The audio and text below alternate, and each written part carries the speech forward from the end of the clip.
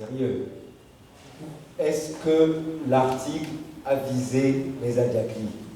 Vous savez, très souvent, et c'est une technique journalistique qui est bien connue, on dit la forme allusive.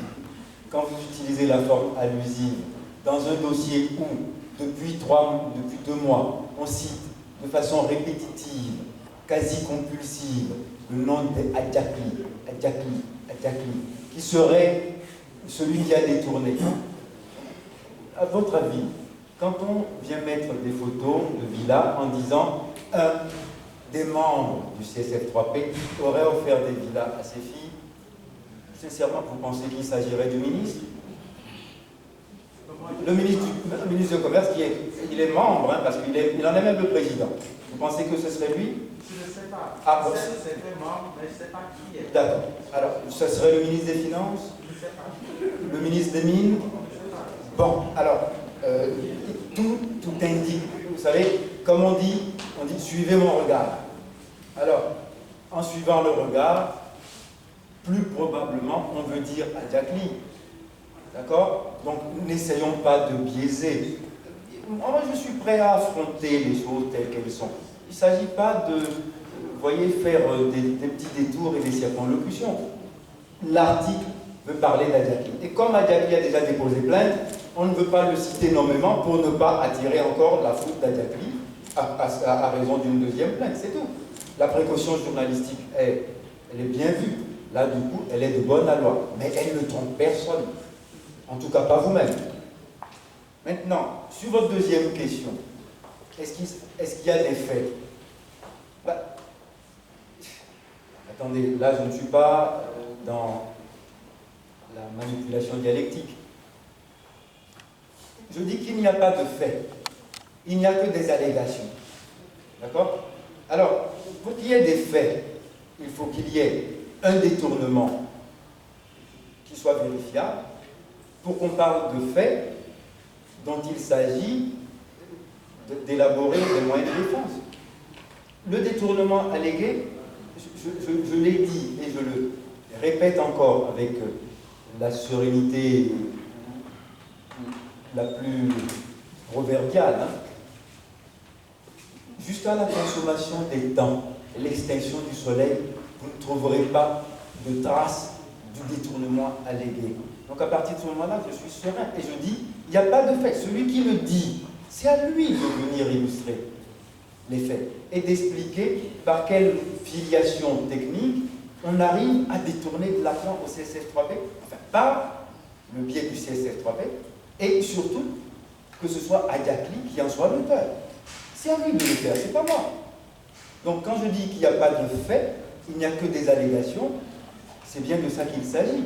Que celui qui parle de fait, à part l'affirmation qu'il y a eu détournement, montre comment on a fait le détournement. Je vous ai parlé de structure de prix, je vous ai parlé des commandes du Togo, qu'on me dise comment, à travers ces commandes, il est possible d'avoir... Vous savez, rien qu'avec les produits pétroliers, quelqu'un aurait détourné le tiers du budget national sans qu'aucun ministre, parmi les 3 qui constituent quand même le comité, ne se soit ému. Ils étaient 14 depuis qu'Adiakli était là, il a usé 14 ministres et 10 premiers ministres, dont le secrétaire général est membre. Eux non plus n'ont pas vu. Et c'est pour ça que je dis, peut-être qu'Adiakli est très fort et qu'il les a lobotomisés tous. Il peut en lobotomiser 1, peut-être 2, mais 14. Et en ce compris 10 premiers ministres. Eden Kojo, paix à son âme, 2 fois.